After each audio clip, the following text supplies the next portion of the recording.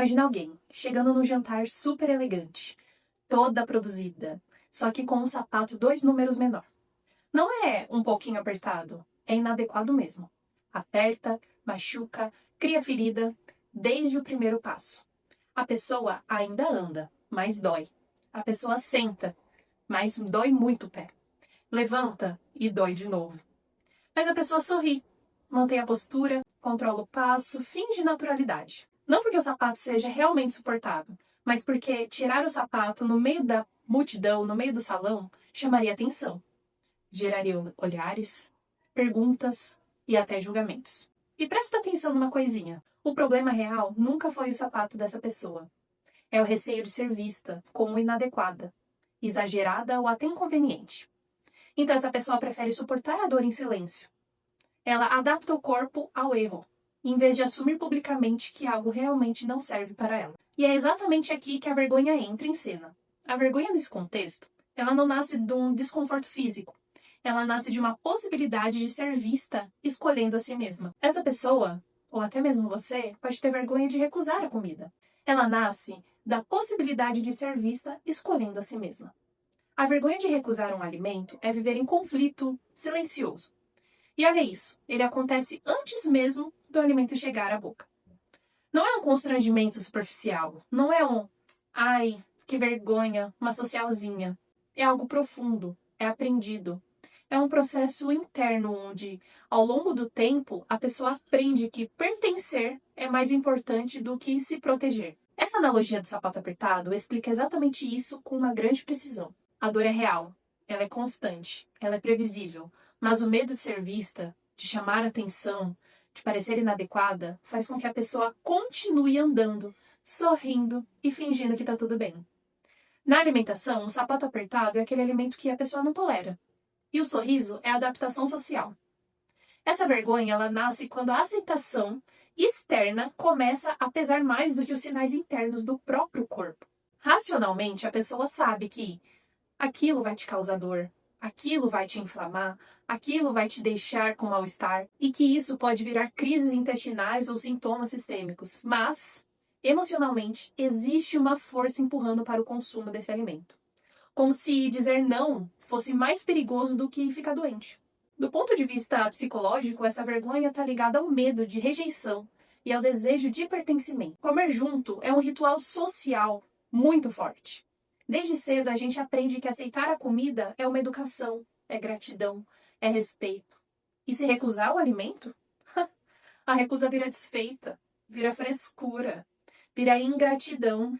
E essa associação cria uma tensão constante entre a necessidade e a expectativa. Na prática, o corpo sinaliza os limites claros, como dor, extensão, náusea, diarreia, fadiga, inflamações. Mas a mente quer segurança social. E aí nasce aquele diálogo interno cansativo. Eu sei que vai me fazer mal, mas eu não quero parecer difícil. Só dessa vez.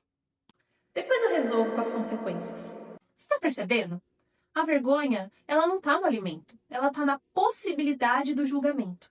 E isso, ele é aprendido.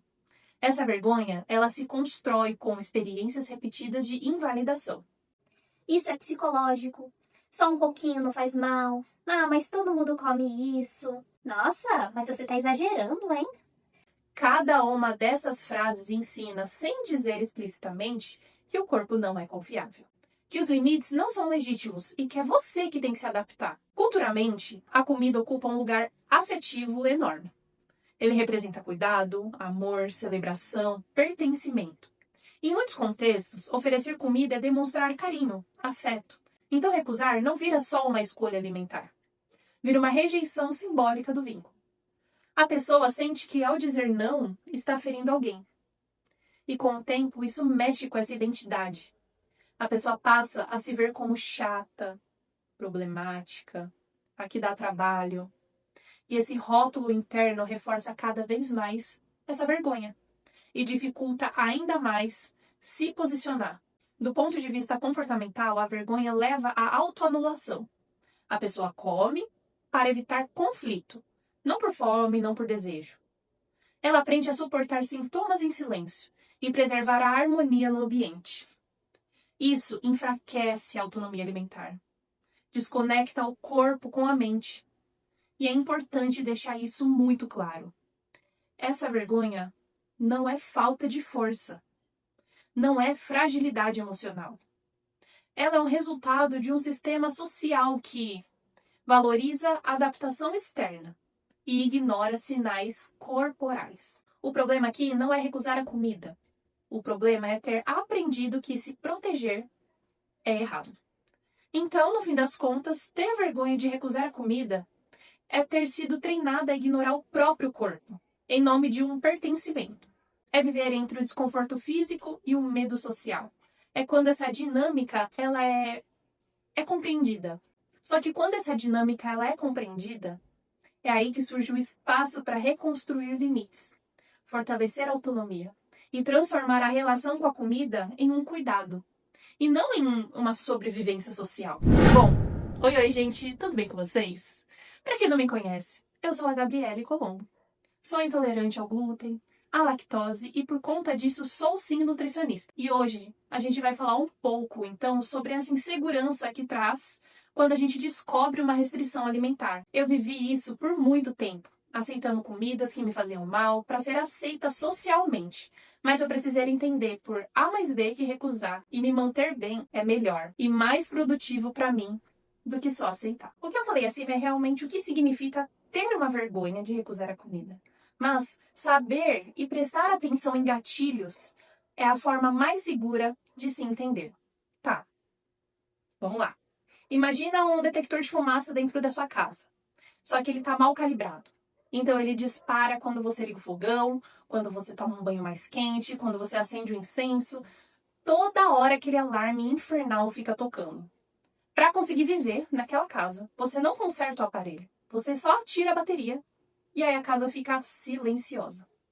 Tudo parece uma paz. E aquele sinal, aquele alarme, para de acontecer.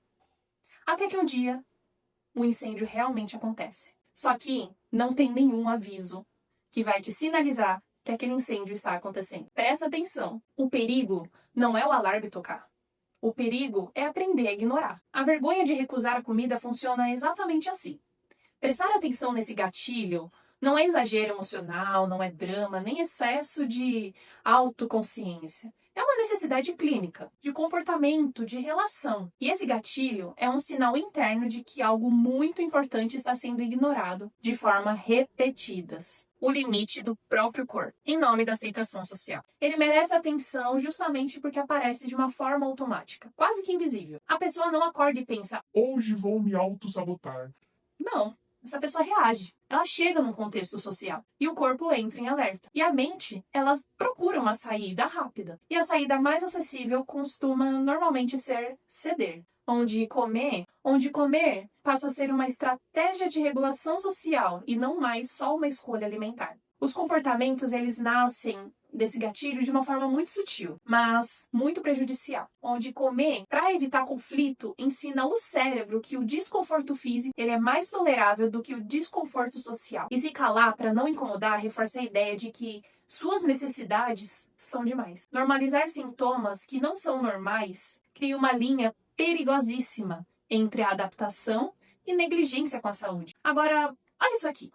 É muito importante. Do ponto de vista neurofisiológico, o medo do julgamento ele ativa um sistema de ameaça. Esse sistema, a amígdala, ela entra em ação. E o cortisol, que é um hormônio, ele é liberado. E o organismo, ele se prepara para lidar com perigo social. E isso não é neutro para o corpo. Esse estado impacta diretamente o eixo do intestino e do cérebro. Ou seja, ele altera a motilidade intestinal, a secreção gástrica, a sensibilidade visceral como um todo e até mesmo a resposta à inflamação. Ou seja, muitas das vezes o sintoma não piora só pelo alimento. Ele piora pelo contexto emocional em que aquele alimento foi construído. Comer com medo, estresse e culpa é biologicamente diferente de comer com segurança. E o corpo entende que o ambiente ele não é confiável. E responde com cada vez mais sintoma. No campo comportamental, ignorar esse gatilho, ele cria um aprendizado disfuncional. Cada vez que a pessoa se adapta para evitar um julgamento, o cérebro, ele registra, funcionou. E o conflito externo foi evitado. Mesmo que o custo interno tenha sido alto. Isso é um reforço negativo. E ele fortalece cada vez mais esse ciclo. E a vergonha fica cada vez mais automática. No médio e longo prazo, isso afasta as pessoas dos próprios sinais corporais. E ele começa, a pessoa começa a duvidar da própria percepção corporal, minimizando dores, aceitando desconfortos como parte normal da vida. Galerinha, o corpo fala, mas aprende porque não está sendo ouvido. Por isso, prestar atenção nesse gatilho é um auto de prevenção. Ele mostra exatamente onde estão os pontos de autoabandono, onde o limite está sendo violado de novo, e de novo, e de novo. E não se trata de eliminar a vergonha imediatamente. Presta atenção nisso aqui. Trata-se de reconhecer e tratá-la como uma informação, não como uma ordem. Ignorar esse gatilho, ele envia uma mensagem muito clara para o nosso organismo. O ambiente ele é mais seguro do que você. E o corpo responde com sintomas altíssimos, mais frequentes e mais difíceis de fazer um manejo. Prestar atenção, primeiro passo para recalibrar o sistema, é reconstruir uma segurança interna e devolver ao corpo o lugar de prioridade que ele nunca deveria ter sido perdido. E sabe o pior, ou melhor, é que é de extrema importância você perder, pelo menos um pouco, o medo do julgamento. Imagina alguém, por exemplo você, mora num apartamento, onde o vizinho do lado está sempre com o alarme disparando, disparando, disparando. Você então, no início, quando você ouve aquele sinal, você fala, meu Deus, o que aconteceu? Deixa eu entender o que está acontecendo. Mas depois de um tempo, você começa a ignorar. Até que um dia, o seu apartamento começa a tocar o alarme de incêndio. Só que você aprendeu que alarmes não merecem atenção. Então você ignora. E o medo do julgamento funciona exatamente assim. Você passa a responder mais ao barulho externo do que realmente está dentro da sua própria casa. E perder esse medo do julgamento é uma das viradas mais importantes na reconstrução da sua relação com a comida. E não é você virar uma pessoa fria, uma pessoa rígida e se tornar indiferente com o outro. Simplesmente é reorganizar suas prioridades internas. É devolver ao seu corpo o lugar de autoridade que ele se perdeu ao longo do tempo. Quando esse medo existe, a pessoa vive em vigilância social constante. Cada refeição vira um teste. O que será que vão pensar? Como será que eu explico? Será que eles vão insistir demais? Essa antecipação consome energia mental e emocional. Momentos simples, eles viram fontes de uma tensão tremenda.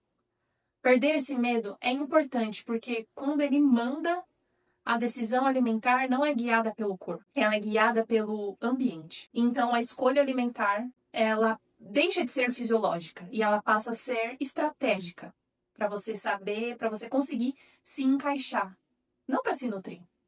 Isso cria uma desconexão profunda entre os seus sinais internos e o comportamento externo.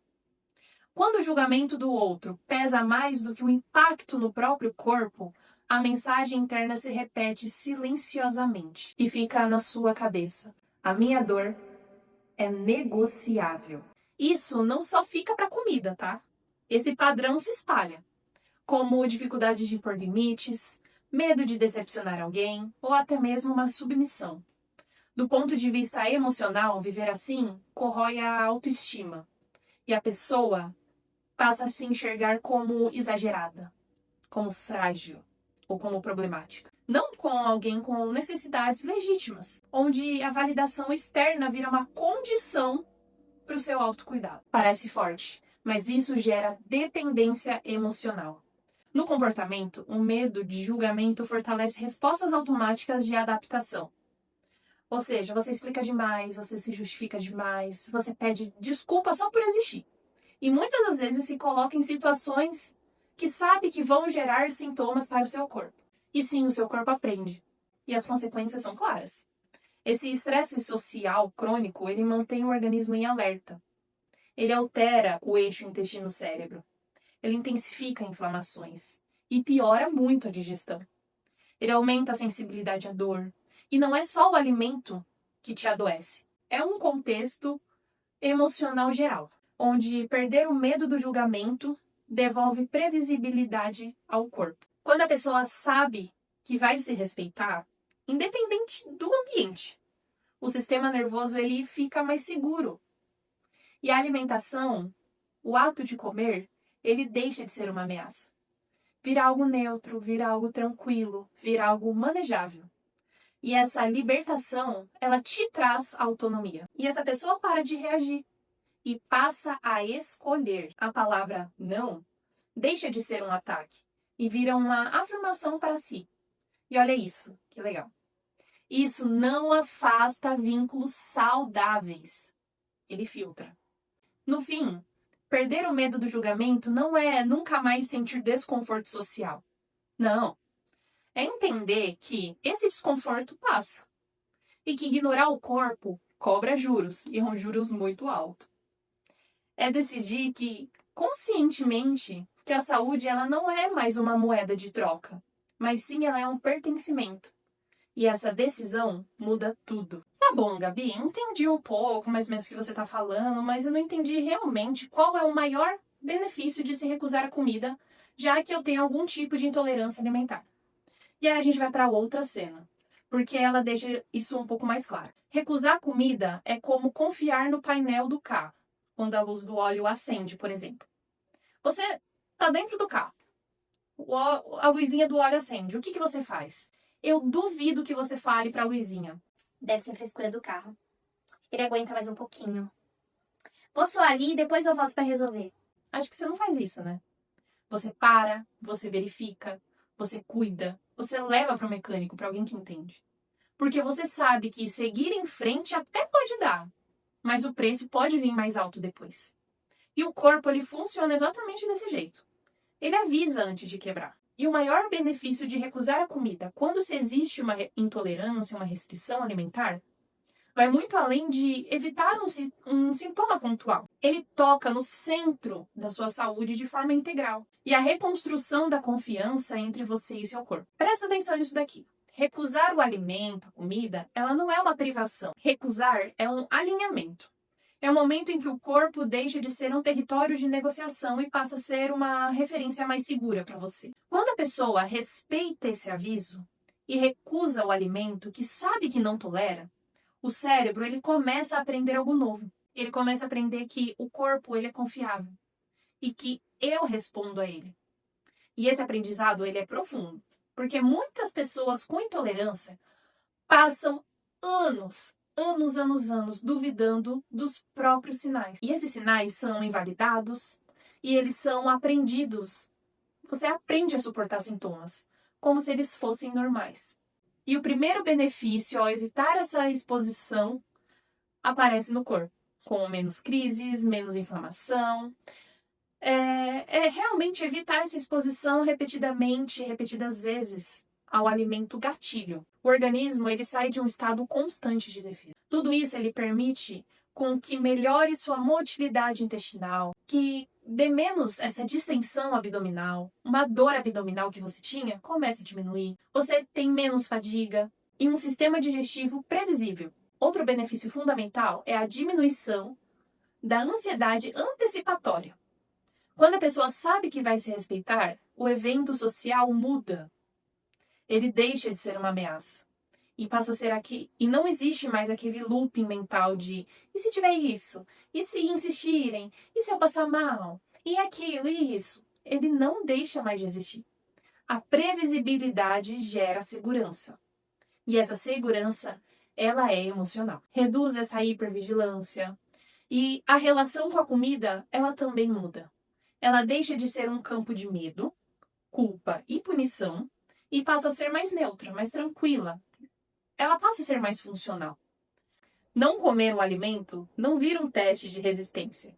Ele vira uma escolha consciente. Isso diminui comportamentos compensatórios, como restrição excessiva ou exageros movidos pelo medo de falhar. Recusar a comida também fortalece limites pessoais em outras áreas da vida, não só o do alimento.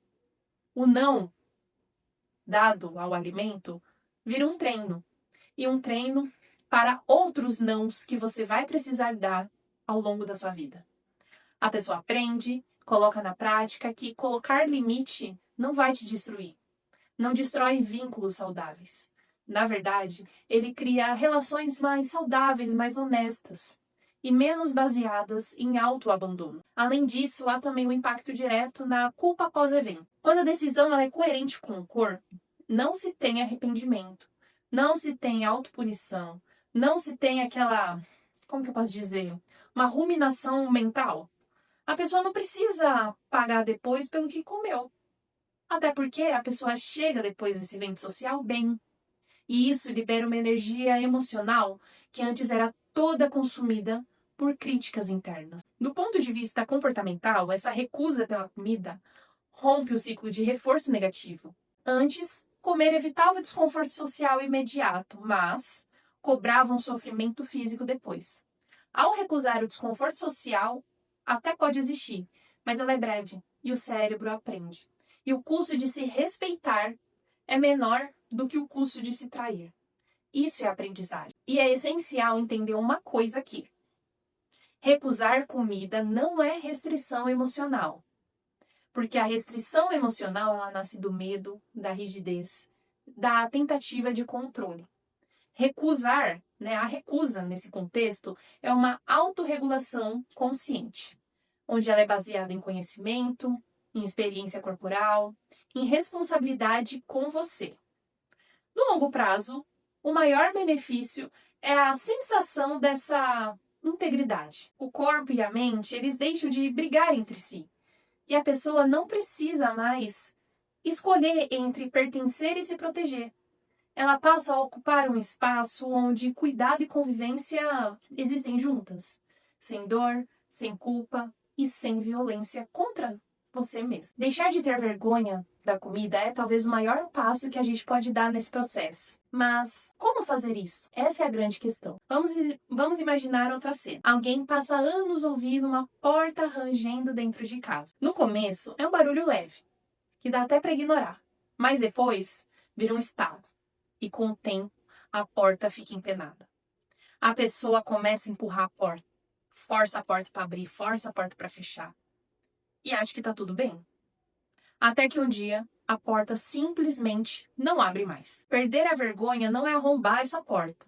É parar, alinhar as dobradiças e voltar a abrir com respeito. Essa vergonha de recusar a comida, ela funciona exatamente assim. Ela surge quando, por muito tempo, os sinais do corpo foram ignorados, para manter o funcionamento social. A pessoa aprende a forçar, a empurrar e a se adaptar, mesmo com a dor. E isso vira um processo automático, onde perder a vergonha não é virar rígida, não é ficar confrontando o outro, é realinhar o seu sistema. É ensinar o cérebro que não é mais necessário forçar essa porta, forçar a passagem toda vez que a comida entra no contexto social. O primeiro passo deste processo é a psicoeducação. Quando a pessoa entende que intolerância alimentar ela é fisiológica, ela não tem uma escolha, não é drama e nem exagero. O limite é mudar de lugar. Ela deixa de ser emocional. Ela passa a ser funcional. A vergonha diminui quando o não deixa de soar como opinião e passa a ser uma necessidade corporal. Depois, entra a reestruturação cognitiva. Pensamentos como vão me julgar, vou parecer difícil, vai gerar mau climão. Isso não surge do nada. Ele é aprendido. E você deve se questionar. Por que esses pensamentos acontecem? Por que esses pensamentos surgem? Porque você precisa quebrar esse piloto automático que empurra essa autotraição de você. E questionar esses pensamentos quebram esse piloto automático que empurra essa autotraição. Outro ponto-chave é o treino de linguagem. Muita gente sente vergonha não pelo limite em si, mas sim pela forma como se comunica com esse limite. Quando a fala ela vem cheia de explicações, de desculpa, de justificativa, o cérebro entende que tem algo de errado aqui. Então, a linguagem tem que ser simples, direta, neutra, devolvendo essa autoridade para o corpo. Essa exposição gradual também ela é fundamental. Você deve começar por ambientes mais seguros, onde você vai criar experiências corretas ou experiências onde você está mais segura. Lugares e situações onde a pessoa, no caso você, se posiciona e nada de realmente grave acontece. E aí, cada repetição diminui essa carga emocional do não. Enquanto a pessoa precisar de que outro concorde para se autorizar, a vergonha continua mandando. E validar, né, se validar, é entender que o corpo ele não precisa de uma permissão, de uma opinião externa. De um ponto de vista neurocomportamental, a vergonha ela diminui com consistência. Toda vez que o corpo sinaliza e é atendido, o cérebro entende e aprende que eu não vou ser abandonado. E isso reduz esse alerta e enfraquece esse medo de julgamento. E é normal que em algum desconforto social ainda exista nesse início. Isso não é um fracasso, mas isso é uma mudança de padrão. E esse desconforto de se posicionar, ele é temporário, porque o custo de continuar se traindo, ele vai acumulando. E com o tempo, recusar comida deixa de ser um evento tenso e vira um comportamento automático, de autocuidado. Sem uma luta interna, sem negociação constante, onde o limite, o seu limite, ele flui. Você perde vergonha e, no fim, para de ficar forçando essa porta que o corpo já avisou que precisa de um ajuste. É escolher um funcionamento ao invés de uma sobrevivência social. E o corpo, percebendo que não vai mais ser empurrado além do que ele suporta, a vergonha perde a sua função. E eu, Gabi, já errei muito nesse processo. Mas alguém que realmente vive isso, que já passou por muita coisa, que errou muito e que agora anda acertando mais do que errando, eu vejo muitas pessoas errarem em alguns pontos. E aqui é importante ser muito honesta. O maior erro das pessoas não está na falta de informação nutricional, tá? Essas informações têm de sobra na internet. Está na forma de como as pessoas se posicionam emocionalmente diante dos próprios limites. Esses erros, eles acontecem justamente nessa tentativa de evitar o desconforto social. E o custo interno, ele começa a crescer. Imagina alguém morando numa casa com o teto furado. Toda vez que chove, a pessoa pede desculpa para a visita pela água que tá pingando. A pessoa coloca o balde para segurar a água. A pessoa começa a dar umas tapadinhas, mas quando chove muito forte, começa a pingar de novo. Essa pessoa começa a se adaptar com essa realidade. Essa pessoa começa a conviver, mas não conserta o telhado, não sobe para ver o que está acontecendo, não contrata alguém para subir para ver o que está acontecendo e resolver de uma vez por toda. Porque o erro não é na chuva, é achar que o problema é incomodar o outro. E não essa casa tá danificada. Porque você tá lá convivendo com a goteira. Mas você tem uma vida, você tem uma família, você tem amigos. E toda hora você vai ficar pedindo desculpa pela goteira? Por que você não vai lá e arruma? Por que você aceita essa casa continuar danificada e mesmo assim se sentir mal quando visitas entram nessa casa? O primeiro e grande erro é você ficar explicando demais. Como se a restrição alimentar ela precisasse de um júri para ser julgada. A pessoa detalha demais esse diagnóstico, sintomas, começa a contar a história, como descobriu, tentando convencer a outra pessoa de que de que não posso comer, não vou comer, é válido. Isso comunica para a pessoa que está ouvindo que o seu limite ele é frágil, de que se a pessoa falar, mas só um pouquinho, você vai aceitar. Outro erro comum é comer só um pouquinho, para não achar que você é chata, para não achar que você é difícil, que você é ingrata, que você não tem amor por aquela pessoa que está te oferecendo alimento. Aí vem aquela promessa interna. Só mais um pouquinho, só um pouquinho, depois eu resolvo. Só que o corpo ele não negocia em pequenas quantidades. Essa exposição contínua, ela continua sendo uma exposição com esse alimento. E o uso do humor para minimizar a própria necessidade também aparece muito, tá? Ai, aqui.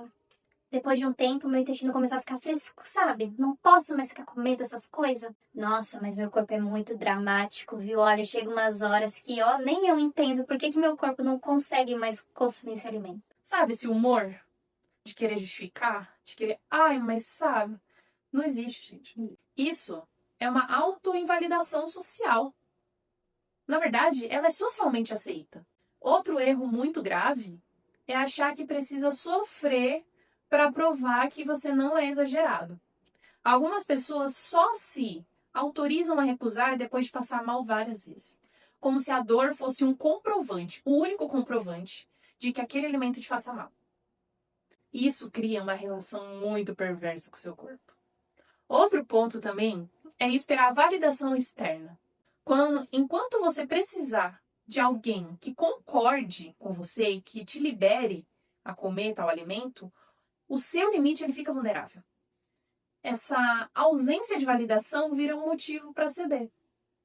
Cada vez que você libera, que você cede, você ensina algo para o cérebro. Você ensina que o limite pode ser negociado e que o desconforto do outro vale mais. Isso molda o seu comportamento. De uma forma comportamental, esse ciclo ele é reforçado e ele evita conflito. Ele evita o conflito de agora e paga o sintoma depois. E clinicamente, o corpo ele vive em imprevisibilidade. Ou seja, você não sabe o que vai acontecer depois. Você não sabe o que vai acontecer, o que pode ocorrer. Você nunca saberá o que é ser respeitado pelo seu próprio corpo. Isso aumenta uma ansiedade, uma hipervigilância, uma sensibilidade a esses sintomas. O erro não é sentir vergonha. O erro é negociar repetidamente algo que não é negociável. Esse limite fisiológico não é sua opinião. E corrigir isso começa ao entender de que dizer não é um ataque ou egoísmo ou um desrespeito. É uma responsabilidade, onde pessoas e mais pessoas erram. É tentar ser aceitos às custas de si mesma. Nenhum vínculo saudável deveria exigir esse preço. Ai, Gabi, agora você vai me dizer por onde começar tudo isso, né? E bom, eu vou te dizer uma coisa muito importante. Começar a perder a vergonha de recusar comida não é um movimento externo. Não é chegar chegando, não. Não é mudar do dia pra noite, do jeito que você age socialmente, tá? O verdadeiro começo acontece de dentro. Bem antes de qualquer conversa, explicação ou posicionamento. Antes de tudo, existe um ponto fundamental e ele é meio desconfortável de se ouvir, tá? Pare de se desrespeitar em silêncio. Pensa comigo. Imagina alguém reclamando que ninguém respeita os limites do seu terreno. A pessoa nunca colocou uma cerca, nunca delimitou onde o terreno começa e onde ele termina. As pessoas atravessam, estacionam, ocupam o espaço. Não necessariamente por maldade, mas porque não existe um sinal claro do limite. Começar é isso. É construir essa cerca interna antes de esperar que o outro enxergue qualquer coisa. O primeiro passo é nomear a própria condição, sem ter vergonha. Porque enquanto a sua intolerância ela for tratada como algo constrangedor, ela vai continuar sendo comunicada com insegurança. E nomear é reconhecer, é dizer de forma interna e externa: isso faz parte de mim. Isso faz parte do meu funcionamento fisiológico e não precisa ser escondido. Depois disso, vem um passo que exige coragem emocional, que é reconhecer padrões de autoabandono. Olhar com honestidade, sem drama e sem chicote, para quantas vezes você comeu sabendo que te faria mal, só para evitar um desconforto social. Não é se culpar, mas sim entender por quantos momentos você se colocou para depois. Porque aqui vale lembrar, a constância precede a mudança. Outro ponto essencial nesse começo é aceitar que alguém pode se frustrar com o seu não. E eu vou ser bem clara, frustração não é um perigo.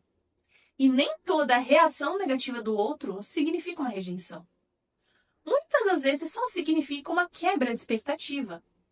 E você precisa aprender a tolerar essa frustração dos outros. E é um treino emocional importante, principalmente para quem passou a vida inteira tentando não incomodar. O início real acontece quando começa a existir uma coerência entre o pensamento, fala e ação.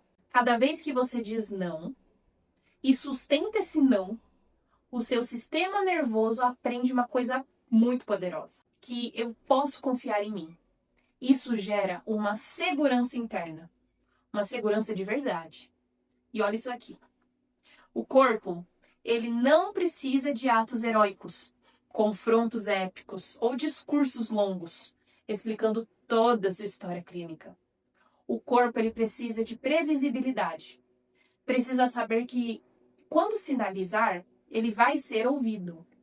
E essa consistência reduz essa ansiedade, reduz essa hipervigilância, enfraquece a vergonha. E começar também envolve simplificar. Não é sobre convencer, explicar demais ou se justificar. Um limite claro é suficiente. Quanto mais simples a comunicação, mais forte fica o sinal interno de respeito. E com o tempo, esse começo interno, ele começa a aparecer do lado de fora. As pessoas passam a entender o limite do não. Não porque você começou a explicar melhor, mas porque você sustenta melhor. O ambiente se ajusta à clareza, sempre. Agora deixa eu te contar um pouquinho da minha história. Porque entender e perder o medo do julgamento não foi um evento pontual para mim. Não foi um evento cinematográfico, com música de fundo, toda essa coisa linda. Não, ele foi um processo longo, não foi linear. E quando eu olhei para trás, eu realmente vi o quanto que eu me transformei. O quanto eu envolvi meu corpo, minha emoção, meu conhecimento, minha identidade profissional. E, isso precisa ser dito, porque muita gente se cobra de uma mudança rápida, sem perceber que está atravessando um caminho muito parecido. Imagina alguém tentando montar um quebra-cabeça sem imagem da caixa. As peças não se encaixam, algumas entram forçada, outras são descartadas. E em vários momentos a pessoa começa a achar que o problema é ela. Só que quando a imagem aparece, é que tudo começa a fazer sentido. Perder o medo do julgamento foi exatamente isso. Não foi encontrar uma peça mágica. Foi finalmente enxergar a imagem completa. Esse entendimento, ele não começou com um diagnóstico claro, validado, muito menos acolhedor. Começou com muita confusão, com sintomas estranhos que eu não estava entendendo. Um teste que na terceira vez deu positivo e do nada o médico falou que eu tinha que cortar glúten também. Foram orientações assim com vários fragmentos. E eu tomei algumas decisões por medo. Essa retirada radical de alimentos veio antes da compreensão. E isso gerou muito mais ansiedade do que um alívio. Durante esse meu período, o medo do julgamento era constante. Não só do julgamento externo, mas o interno também. Porque eu vivia em dúvida do meu corpo, receio de estar sendo exagerada, com medo, dessa necessidade de provar de que minha dor era real. Cada refeição fora de casa, ela virava um teste social e emocional. Porque comer ou não comer nunca era uma decisão simples. Essa minha invalidação, ela teve um papel central nisso tudo. Comentários minimizando, alguns olhares com desconfiança, algumas sugestões de que era coisa da minha cabeça. Essas coisas, elas foram me ensinando um pouco. E que pouco a pouco, o meu corpo não era mais uma fonte confiável. Isso fortaleceu cada vez mais esse meu medo de julgamento. E ao mesmo tempo em que enfraqueceu essa minha autonomia. Bom, o tempo passou, mas o medo não diminuiu com as minhas restrições. Muito pelo contrário. Quanto mais radical eu era, a exclusão ela ficava mais rígida. E essa relação com a comida e com o ambiente social, ela ficava assim um turbilhão de coisas na minha cabeça. O corpo parcialmente protegido porque eu estava tirando um monte de comida. Mas a mente ela seguia em um alerta constante. E essa virada não aconteceu quando alguém finalmente me entendeu. Não aconteceu porque o ambiente ficou mais acolhedor.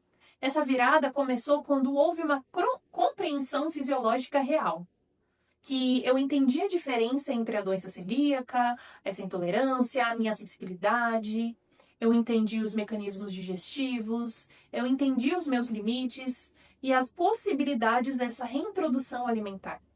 Mas aqui vem um ponto crucial. A minha compreensão técnica, sozinha, não foi o suficiente. O medo do julgamento, ele só começou a perder força quando veio a compreensão emocional. Quando ficou claro que o corpo ele não precisava mais ser usado como uma moeda de troca para uma validação de uma aceitação social. Foram anos até que o corpo deixasse de ser negociável. Anos até que a decisão alimentar passasse a ser guiada por uma coerência interna. Foram anos até o meu dizer não deixasse de carregar uma culpa e passasse a carregar uma responsabilidade. Esse meu tempo, ele não foi um desperdício, ele construiu a minha autoridade. Não uma autoridade baseada só em livros, mas sim no que eu vivi. E saber na prática o que acontece quando o corpo é ignorado e o que muda quando ele passa a ser respeitado. Perder o medo do julgamento não significou nunca mais sentir desconforto social. Significou, para mim, parar de se trair para tentar evitar. Significou entender que o desconforto do outro ele é transitório, mas o impacto no meu corpo ele é acumulativo. E hoje, olhando para trás, fica muito claro. O medo do julgamento só existia enquanto o corpo ainda estava em dúvida dentro de mim. Quando houve um alinhamento interno e externo, perdeu o poder. Isso muda tudo. Porque quando o corpo ele deixa de ser negociável, o julgamento ele deixa de ser uma ameaça. Ele vira só um barulhinho. E nesse ponto, a relação com a comida, com as pessoas e com a minha própria história, foi para um outro nível. Um nível muito mais seguro, muito mais consciente e finalmente mais livre. E eu espero que você também chegue nesse nível que eu cheguei. Dessa paz, dessa tranquilidade, dessa perda desse medo. E se você ficou comigo até aqui, eu agradeço muito. E eu espero de coração que você saia daqui muito melhor do que quando entrou. Um beijo da Gabi. Tchau!